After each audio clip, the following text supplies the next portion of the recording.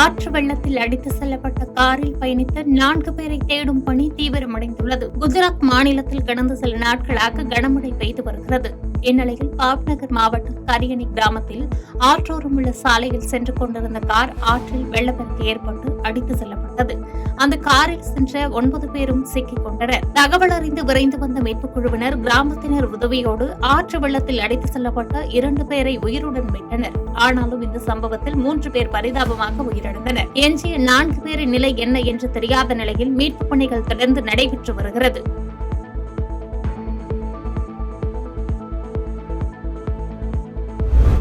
நக்சல் ஒழிப்பு பணியில் மரணமடைந்த வீரர் குடும்பத்திற்கு ஜார்க்கண்ட் அரசு ரூபாய் 1.2 கோடி இழப்பீடு வழங்கியுள்ளது. ஜார்க்கண்டில் நக்சல் ஒழிப்பு பணியில் ஈடுபட்ட வீரர் சுனில் தான் என்பவர் பணியின் போது மரணமடைந்துள்ளார். அவருடைய குடும்பத்தினரை முதலமைச்சர் சோரன் இன்று நேரில் அழைத்து பேசி ஆறுதல் கூறினார். இந்த கூட்டத்தில் காவல்துறையினர் மற்றும் அரசு உயரதிகாரிகள் கலந்து கொண்டனர். இதன் பின்னர் அவர்களுடைய குடும்பத்தினருக்கு இழப்பீட்டுத் தொகையாக ரூபாய் 1.2 கோடி மதிப்பிலான காசோலையை வழங்கினார்.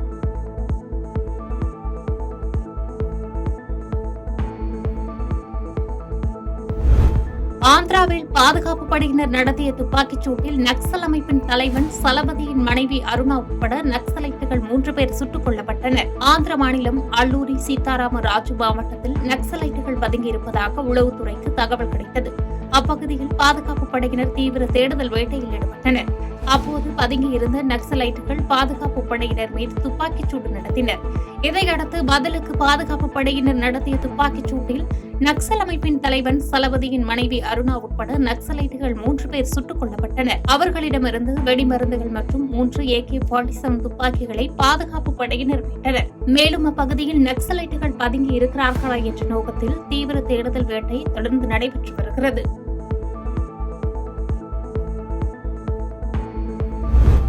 எரிமலை வெடித்து சிதறியதால் பாதுகாப்பு கருதி பாலிக்கு சென்ற ஏர் இந்தியா விமானம் மீண்டும் தலைநகர் டெல்லிக்கு திருப்பி விடப்பட்டது. புதுடெல்லியிலிருந்து இந்தோனேஷியாவின் பாலிக்கு ஏர் இந்தியா விமானம் ஒன்று புறப்பட்டு சென்றது. பாலி விமான நிலையத்தை விமானம் நெருங்கியது. அப்போது அங்குள்ள சுற்றுலா தீவான புளோரஸில் உள்ள மவுண்ட் வேவுடோபி லக்கி என்ற எரிமலை வெடித்தது. இதனால் 10 கிலோமீட்டர் உயரத்திற்கு புகை எழுந்தது. இதன் காரணமாக பாதுகாப்பு நடவடிக்கையாக ஏர் இந்தியா விமானத்தை பாலி விமான நிலைய அதிகாரிகள் தரையிறங்க அனுமதிக்கவில்லை. மீண்டும் டெல்லிக்கு திரும்பி விடுமாறு விமான நிலைய கட்டுப்பாட்டு அதிகாரிகள் அறிவுறுத்தினர். இதையடுத்து பாலியிலிருந்து விமானம் டெல்லிக்கு திரும்பியதாக ஏர் இந்தியா விமான நிறுவனம் அறிவித்துள்ளது.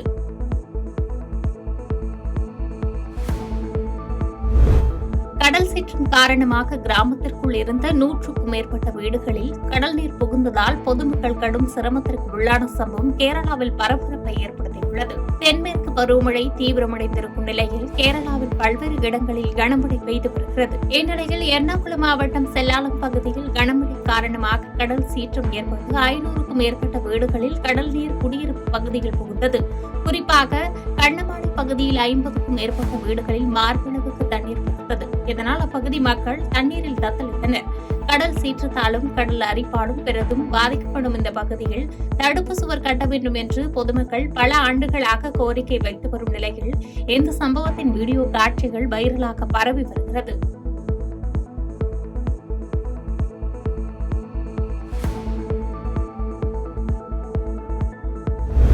காசாவின் கான் யூனிஸ் நகரில் உணவுப் பொருட்களை வாங்குவதற்காக காத்திருந்த 45 பாலஸ்தீனர்களை இஸ்ரேல் ராணுவம் சுட்டுக் கொன்றதாக அப்பகுதி சுகாதாரத்துறை அமைச்சகம் தெரிவித்துள்ளது. பட்டினியால் வாடும் பாலஸ்தீனர்கள் உணவுப் பொருட்களுடன் வரவிருந்த லாரிக்காக காத்திருந்த போது இஸ்ரேல் படையினர் அவர்களை நோக்கி துப்பாக்கியால் சுட்டதாக சம்பவத்தை நேரில் பார்த்தவர்கள் கூறியுள்ளனர். 3 வாரங்களுக்கு முன்னர் காசாவுக்குள் நிவாரணப் பொருட்களை அனுமதித்ததில் இருந்தே அந்த பொருட்களை வாங்க முகாம்களை நோக்கி வருவோர் மீது இஸ்ரேல் படையினர் தினமும் துப்பாக்கிச்சூடு நடத்தி வருவதாக குற்றச்சாட்டு எழுந்துள்ளது. இதில் இதுவரை 100கணக்கானவர்கள் உயிரிழந்துள்ளதாகவும் கூறப்படுகிறது. இந்த சூழலில் உணவுப் பொருளுக்காக காத்திருந்தவர்கள் மீது நடத்தப்பட்ட துப்பாக்கிச் சூட்டில் மேலும் 45 பேர் உயிரிழந்ததாக தற்போது வெளியாகியுள்ள தகவல் அதிர்வலையை ஏற்படுத்தியுள்ளது.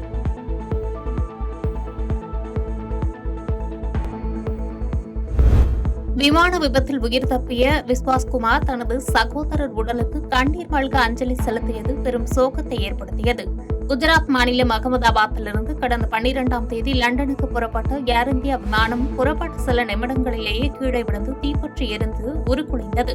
விமானத்தில் பயணித்த 241 மற்றும் பொதுமக்கள், மருத்துவக் கல்லூரி மாணவர்கள் உட்பட 274 பேர் பரிதாபமாக உயிரிழந்தனர். இந்த விமான விபத்தில் இருந்த அனைவரும் உயிரிழந்த நிலையில் 11 இருக்கையில் அமர்ந்திருந்த இந்திய வம்சாவளியான லண்டன் குடிமகன் விஸ்வாஸ்குமார் ரமேஷ் மட்டும் உயிர் பிழைத்தார். 19 இருக்கையில் அமர்ந்த அவரது சகோதரர் பரிதாபமாக உயிரிழந்தார்.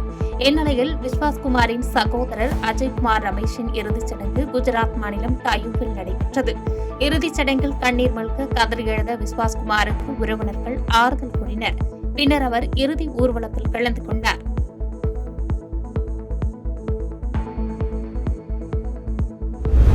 அகமதாபாத் ஏர் இந்தியா விமான விபத்தில் உயிரிழந்த 241 பேரில் 159 பேரின் உடல்கள் உறவினர்களிடம் ஒப்படைக்கப்பட்டுள்ளதாக தகவல் வெளியாகியுள்ளது. குஜராத் மாநிலம் அகமதாபாத் சர்தார் வல்லபாய் பட்டேல் சர்வதேச விமான நிலையத்திலிருந்து 242 பேருடன் சென்ற விமானம் ஜூன் 12 அன்று மதியம் அகமதாபாத்தில் உள்ள மருத்துவக் கல்லூரி வளாகத்தில் மோதி நொறுங்கியது.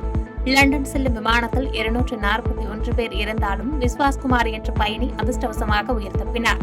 விமானம் விழுந்து நொறுங்கியதும் பெரும் தீ விபத்து ஏற்பட்டதால் விபத்தில் சிக்கியவர்களின் உடல்கள் அடையாளம் காண இயலாத வகையில் கருகிவிட்டன. எனவே DNA சோதனை மூலம் அடையாளம் காணும் பணி முடுக்கிவிடப்பட்டன.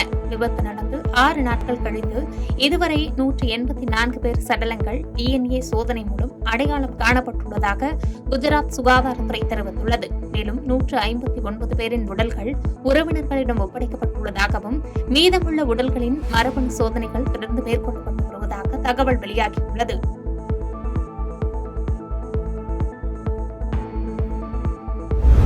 இலவச ரயில் பயணத்துக்காக மாற்றுத்திறனாளி போன்று நடித்த ஒரு நபரின் வீடியோ இணையத்தில் வைரலாகி வருகிறது. இணையத்தில் வைரலாக பரவி வரும் அந்த வீடியோவில் ரயில் நிலையத்தில் மாற்றுத்திறனாளி போன்று ரயிலிலிருந்து கீழே இறங்கி வரும் நபர் ஒருவர் பின்பு சாதாரணமாக நடந்து செல்கிறார். ரயில்வே ஊழியர்களை ஏமாற்றிய இந்த நபருக்கு ஆஸ்கர் விருதை தரலாம் என்று நெட்டிசன்கள் கிண்டலடித்து வருகின்றனர். இந்த சம்பவம் மேற்கு வங்கத்தில் நடைபெற்றுள்ளதாக கூறப்படும் நிலையில் ரயில்வே துறையினர் விசாரணையை தீவிரப்படுத்தியுள்ளனர்.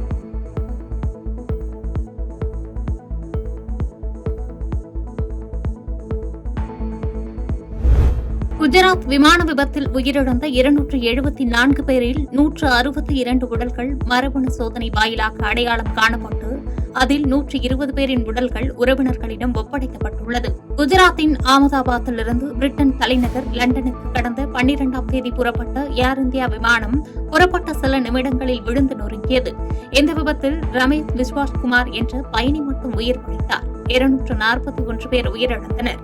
மேலும் மருத்துவக் கல்லூரி மாணவர்கள், பொதுமக்கள் என 33 பேர் என மொத்தம் 274 பேர் உயிரிழந்தனர். விபத்தின் போது விமானம் தீப்பிடித்து எரிந்ததால் இறந்தவர்களை அடையாளம் காண முடியாததுடன் உடல் உருக்குலைந்தது.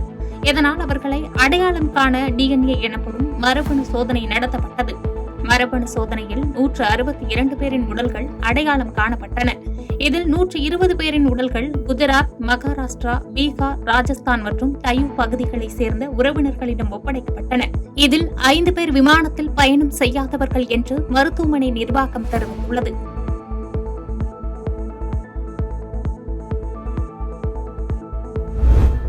ஜம்மு காஷ்மீரில் பகல்காம் உள்ளிட்ட முக்கிய சுற்றுலா தலங்களில் மூடப்பட்ட சில பூங்காக்கள் மீண்டும் பலத்த பாதுகாப்புடன் திறக்கப்பட்டுள்ளதால் சுற்றுலா பயணிகள் வருகை அதிகரித்துள்ளது. ஜம்மு காஷ்மீரின் முக்கிய சுற்றுலா தலமான பகல்காமில் ஏப்ரல் 22இல் பயங்கரவாதிகள் நடத்திய தாக்குதலில் 26 பேர் கொல்லப்பட்டனர். இதையடுத்து பகல்காம் உள்ளிட்ட முக்கிய சுற்றுலா தலங்களில் பூங்காக்கள் மூடப்பட்டன. இந்நிலையில் தற்போது அங்கு இயல்பு நிலை திரும்பியதால் முதற்கட்டமாக காஷ்மீர் பள்ளத்தாக்கில் பகல்காமின் தெட்டா பள்ளத்தாக்கு பூங்கா மற்றும் பகல்காம் சந்தை அருகே உள்ள பூங்கா, வெரினாக், கோகர்நாக் ஆகியவை திறக்கப்பட்டன. பூங்காக்களை சுற்றி ஏராளமான பாதுகாப்பு படையினர் பாதுகாப்பு பணியில் ஈடுபடுத்தப்பட்டுள்ளனர்.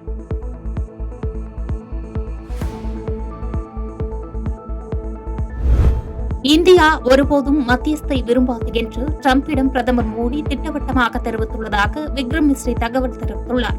அமெரிக்க அதிபர் டொனால்டு டிரம்புடன் பிரதமர் மோடி தொலைபேசியில் 35 நிமிடங்கள் உரையாடினார். இந்த உரையாடலின் போது தீவிரவாதத்திற்கு எதிராக போரிட அமெரிக்கா துணை நிற்கும் என்று மோடியிடம் டிரம்ப் உறுதியளித்ததாக வெளியுறவு செயலர் விக்ரம் மிஸ்ரி தெரிவித்துள்ளார். சிந்தூர் நடவடிக்கை தொடர்பாக டிரம்பிடம் பிரதமர் மோடி விரிவாக எடுத்துரைத்தார். G7 மாநாட்டின் போது நேரில் சந்திக்காததால் தொலைபேசியில் இரு நாட்டு தலைவர்களும் பேசினர். இந்தியா ஒருபோதும் மத்தியஸ்தை விரும்பாது என்று டிரம்பிடம் பிரதமர் மோடி திட்டவட்டமாக கூறினார் என்று விளக்கமளித்துள்ளார். சண்டை நிறுத்தத்திற்கு பாகிஸ்தான் அழைப்பு விடுத்ததன் பேரில்தான் தாக்குதலை நிறுத்தணும் என்று பிரதமர் மோடி விளக்கமளித்ததாக விக்ரம் மிஸ்ரி கூறியுள்ளார்.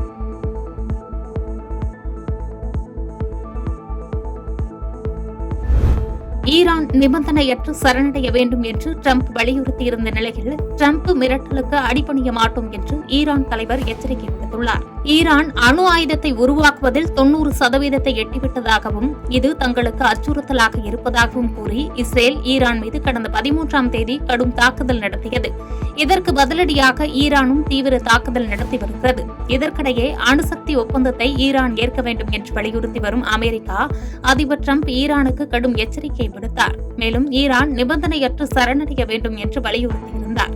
இந்நிலையில் டிரம்பின் மிரட்டலுக்கு அடிபணிய மாட்டோம் என்று அமெரிக்கா மற்றும் இஸ்ரேலுக்கு ஈரான் உச்சபட்ச தலைவர் அப்துல்லா அலி காமேனி கடும் எச்சரிக்கை விடுத்துள்ளார். போர் தொடங்கிவிட்டது. பயங்கரவாத சியோனிச ஆட்சிக்கு நாம் வலுவான பதிலடி கொடுக்க வேண்டும்.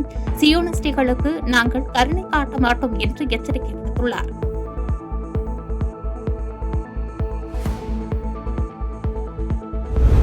இஸ்ரேல் நடத்திய ஏவுகணை தாக்குதலில் ஈரானை சேர்ந்த கிட்டத்தட்ட 600 பேர் உயிரிழந்ததாக தகவல் வெளியாகியுள்ளது. மத்திய கிழக்கு நாடுகளான இஸ்ரேல் மற்றும் ஈரான் இடையே கடந்த 6 நாட்களாக சண்டை தீவிரமடைந்துள்ள நிலையில் இஸ்ரேலின் தாக்குதலில் ஈரானின் ராணுவ தளபதிகள், அணு ஆயுத விஞ்ஞானிகள் என 585க்கும் மேற்பட்டோர் கொல்லப்பட்டதாக தகவல் வெளியாகியுள்ளது.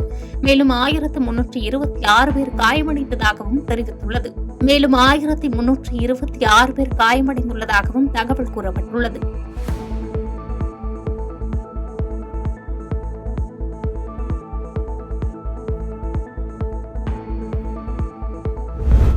ஈரான் கையில் அணுகுண்டு இருக்கக்கூடாது என்று G7 தலைவர்கள் கூட்டறிக்கை வெளியிட்டுள்ளனர். G7 மாநாடு கனடாவில் நடைபெற்ற நிலையில் அந்நாடுகளின் தலைவர்கள் கையெழுத்திட்ட கூட்டறிக்கை இறுதி நாளான நேற்று வெளியிடப்பட்டது. அதில் மத்திய கிழக்கில் அமைதியும் நிலைத்தன்மையும் நிலவ G7 நாடுகளின் தலைவர்கள் உறுதி பூண்டுள்ளோம்.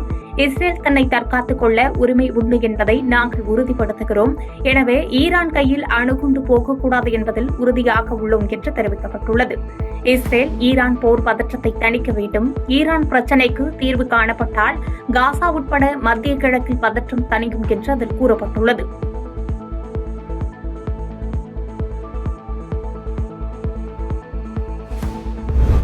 இந்தியா கனடா உறவுகள் மிக முக்கியமானவை. ஜனநாயகத்தை வலுப்படுத்த ஒன்றிணைந்து செயல்பட வேண்டும் என்று பிரதமர் மோடி தெரிவித்துள்ளார். 5 நாள் பயணமாக வெளிநாடு சென்றுள்ள பிரதமர் மோடி கனடாவில் நடைபெற்ற G7 மாநாட்டில் பங்கேற்று ஜெர்மன் சான்சலர், கனடா பிரதமர் உள்ளிட்ட பல்வேறு உலக தலைவர்களுடன் பிரதமர் மோடி இருதரப்பு பேச்சுவார்த்தை நடத்தினார். தொடர்ந்து உரையாற்றிய பிரதமர் மோடி, இந்திய மக்களும் கனடா மண்ணில் மிகப்பெரிய முதலீட்டை செய்துள்ளனர். இந்தியாவும் கனடாவும் பல துறைகளில் இணைந்து பணியாற்றி முன்னேற்றம் அடையும் என்று கூறினார்.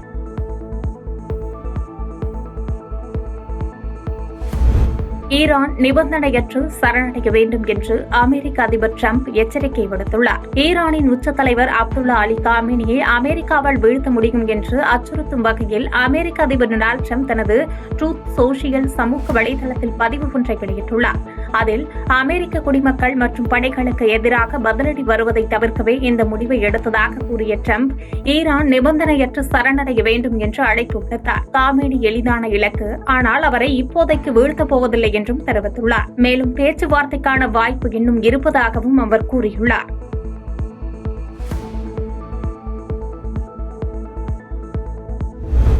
மகாராஷ்டிரா மாநிலம் அமராவதியில் அடிக்கடி மின்வெட்டு ஏற்பட்டதால் ஆத்திரமடைந்த மக்கள் துணை மின் நிலையத்தில் தீ வைத்த சம்பவம் அதிர்ச்சியை ஏற்படுத்தியுள்ளது. ரேவாசா கிராமத்தில் கடந்த வெள்ளிக்கிழமை இரவு முதல் மின்சாரம் துண்டிக்கப்பட்டிருந்தது. அதிகாரிகளின் தொலைபேசிகள் அணைக்கப்பட்டிருந்ததால் ஆத்திரமடைந்த சிலர் துணை மின் நிலைய அலுவலகத்திற்கு சென்றுள்ளனர். அங்கு எந்த பதிலும் இல்லாததால் அலுவலக மேசைக்கு தீ வைத்து அங்கிருந்த ஆவணங்கள் மற்றும் தளவாடங்களை எரித்து சேதப்படுத்தினர். மேலும் அதிகாரிகளையும் தாக்க முயன்றுள்ளனர். இந்த சம்பவம் தொடர்பான வீடியோ வைரலாகி வருகிறது. வல்கான் போலீசார் இது தொடர்பாக வழக்கு பதிவு செய்து விசாரணை நடத்தி வருகின்றனர்.